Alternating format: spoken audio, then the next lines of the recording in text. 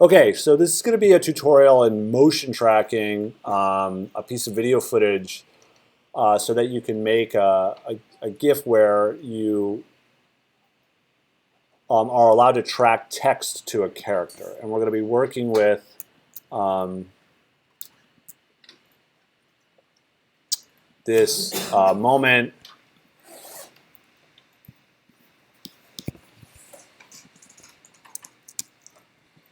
from Independence Day. Ah! That's right! That's right! Get up! Get up! Where Will Ferrell's Will Ferrell, Will Smith, is pissed off at his parachute after finally vanquishing the alien that was chasing him.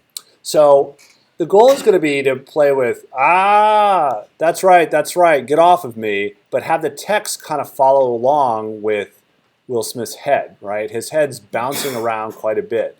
And the nice thing actually in this situation is that's going to make this possible is the contrast between Will's head in the background is very high contrast. Like generally speaking, these are light grays in terms of the Luma scale, not the color scale, right? Versus this is very dark. His hair is black, and his skin is darker, and because he's in shadow as well. Like you can see the back of his shoulder is white, and these two blend, whereas even his uniform is darker because he's in shadow. So since his head is in shadow, it's ultimately much, much darker than the background. And that's going to be really important because when picking something to motion track, it needs to be something that there is a contrast in pixels so that the tool can see the change, all right? Now, ultimately, the goal is we're going to have an object that we want to map to this movement. And to do this, we use what's called a null object, all right? A null object is what it sounds like. Null means nothing. It's an object that doesn't create anything visible. There's no shape, there's no text, there's nothing there, but you can give it attributes and then employ it to apply to parent things like text. So we can create a motion path for this text, and then apply the text to the null object. All right. Null objects. The center point is actually by default in the upper left-hand corner. You can resize the null object. In this case, it's not going to be important. We can put it initially on the head, but that's also not going to be important. Because we're going to be tracking the video behind it. But you'll note that if I change to rotation, it does rotate based on that upper left-hand corner, okay? So something to note as you use null objects for other projects. We want our null object on the top because that's where the tracking data is going to end up going. And then if it's not visible in your palette, in After Effects, this is the tracker palette right here. If it's not visible, you can change your workspace to motion tracking, all right? And then it'll become visible, okay? And then the next thing we do is we pick our source. So in this case, we're going to be tracking our video. You want to have your playhead where you're going to track data. In this case, we're going to put it right at the beginning. For the most part, Will Smith's head is he's in one profile, he's facing to the right. We're going to probably run into some problems as he turns here because the light and contrast shifts, and that's going to cause some trouble. So we might have to do a second tracker for after this point and make manual changes correspondingly. But through about here, I think we're going to be very successful, right? Because for the most part, his head's facing one position. We also get some highlights on the face as he catches some sun. Which is so that might be difficult too, but let's see what happens. Let's see what the initial track does. So I select this video, and then I say track motion, and it opens in the layer of the video itself in a new tab, and now we have this track point, okay? And I can move this and resize, I can move this track point. to something I want to track, all right? Sometimes it can be something really, really small. Like we could choose to track, say, this contrast point between the shoulder and this kind of hoodish area that's very bright and very dark. And this would be a point that we could track because they're a very distinctive set of pixels. But in this case, we're going to make a pretty big track. We're going to track this head, and you may have to fiddle with this a bit. But the idea is we want to make sure that we include this area of contrast between outside and this shadowed face, right? That's what's really important. And in fact, we could kind of move it upward right here to make sure it doesn't get confused so much with the uniform, all right? And you can resize it correspondingly as much as you want, okay? And so we're going to track this. And the larger the tracking box, the longer it takes. But we'll see how it goes, all right? Especially to that point before he turns his face. And we hit this play button, all right? And you can see it's following his head, all right? And it's still trying, actually.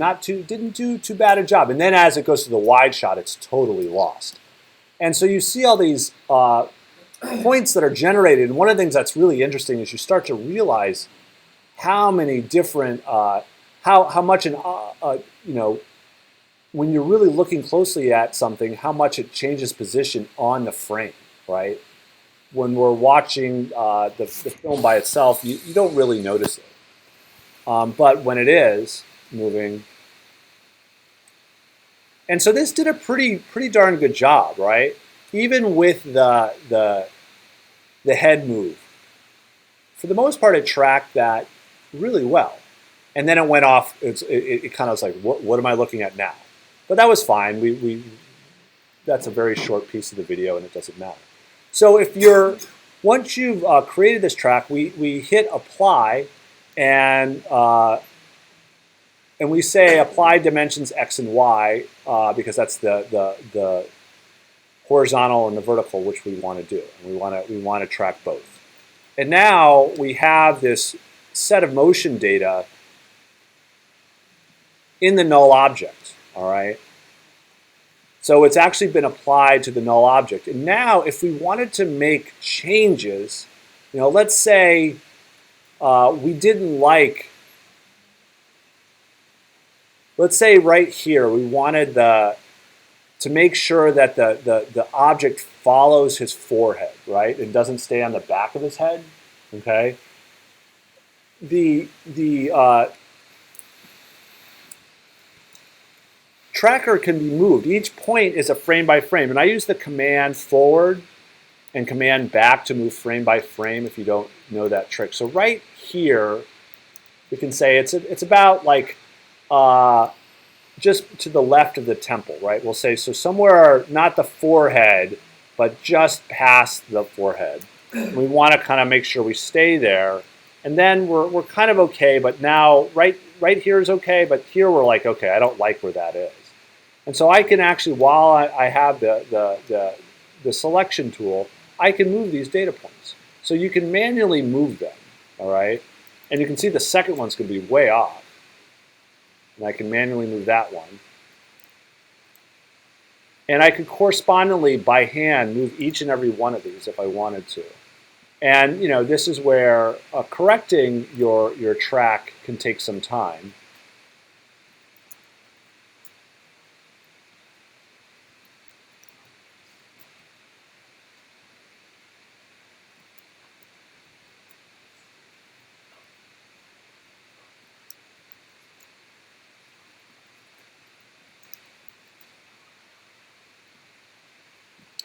And I'll do just a few more of these, and after that, we'll just say let's let it ride. But you can see, this is a process that would take some time, and so I'll just stop there. Let's assume I would correct the rest of them. Okay. And so now that I have this piece of tracking data in the video, all right, and I can kind of watch it again. I can watch the null object. Whoops. Make sure it's selected. Oops. Stop. Keep right clicking.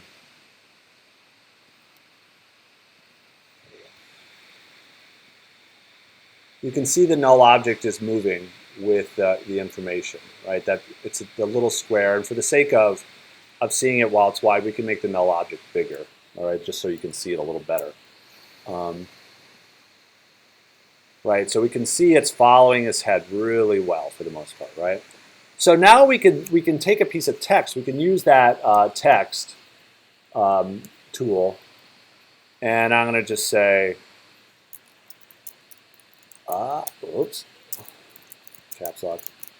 I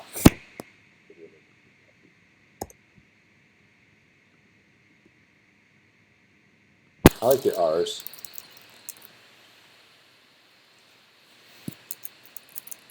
All right.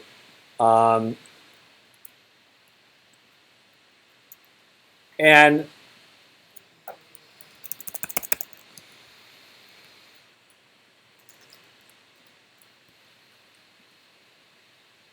make this a little bigger. Oops. Get rid of the caps lock.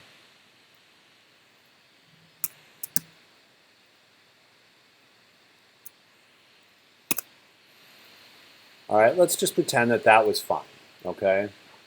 And so now, what I can do, the initial placement of the text is all that matters. Like if I'm happy with this initial placement of the text, it's going to move correspondingly with it. And so now I take this text layer and I say, follow the null object, all right? And now as I hit play, That's right! That's right! Get up! Get up! That's what you...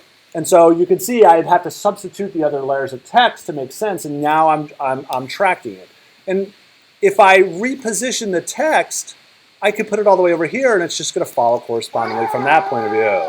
That's right! That's right! Get up! Get up! And so text can be anywhere. It doesn't really matter, and I can make multiple lines, and I can place them, and they'll track correspondingly. Okay. So this works for anything. I'll open another project that I did a different tracker. Let's save this one for fun so I can finish this. This is the get off of me.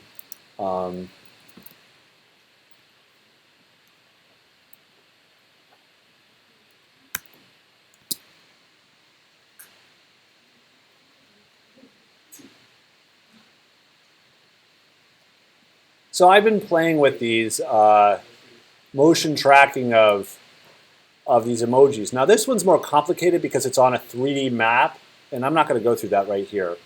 But for the most part, these are all pretty straightforward motion tracks. Let me see if I can find one right here. Let's see. Yes, this is from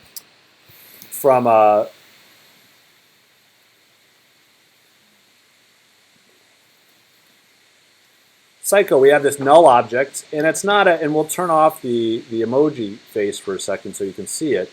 It's not complicated, you know, it's not a very far motion track, but it's very important. And notice the point that I chose was because it's very important. Like you don't want to choose in this case the center of the face, right? Because this will be tough to track. You could track the entire head, but instead I just chose this point of contrast, this nape of the neck, right?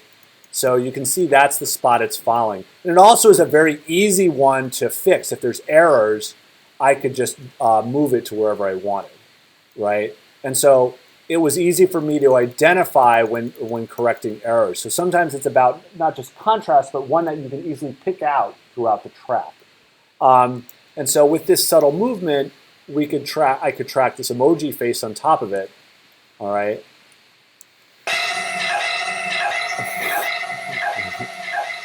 And put the angry emoji head. So obviously it doesn't have to be text. You can play with substitution of heads. You can do all sorts of, you can make an animated face. You can do whatever you want. And now you can motion track a piece of video. And either play with your high quality GIF styled text tracking, or start playing it and open it up to other objects that you might want to import and play with. in the context of your pieces. All right, and that's it.